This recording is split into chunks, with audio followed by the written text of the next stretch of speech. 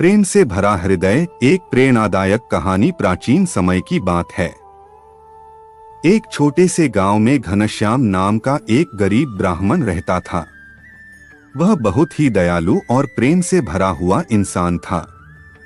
उसके पास धन नहीं था, लेकिन उसका हृदय स्नेह और करुणा से भरा हुआ था।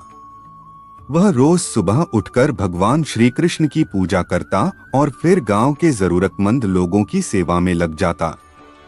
एक दिन गांव में एक साधु आया। उसने घनश्याम से कहा, तुम रोज कृष्ण की पूजा करते हो, लेकिन क्या तुमने कभी उन्हें देखा है?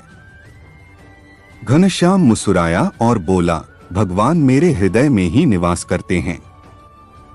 जब भी मैं किसी भूखे को भोजन कराता हूँ, किसी दुखी को सांत्वना देता हूँ, मुझे लगता है कि मैं स्वयं कृष्ण की सेवा कर रहा हूँ। साधु उसकी परीक्षा लेना चाहता था।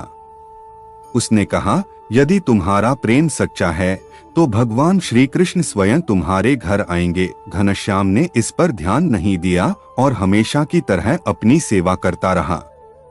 कुछ दिनों बाद एक रात उसने सपना देखा कि श्री कृष्ण स्वयं उससे मिलने आ रहे हैं। सुबह उठते ही उसके घर एक वृद्ध भिखारी आया जो बहुत भूखा था। घनश्याम ने प्रेम से उसे भोजन कराया।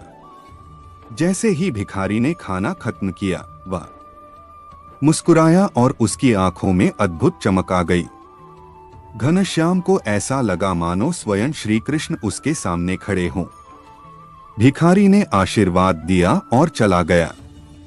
तभी घनश्याम को एहसास हुआ, यदि तुम प्रेम से भरा हृदय रखते हो तो भगवान स्वयं उसमें निवास करते हैं।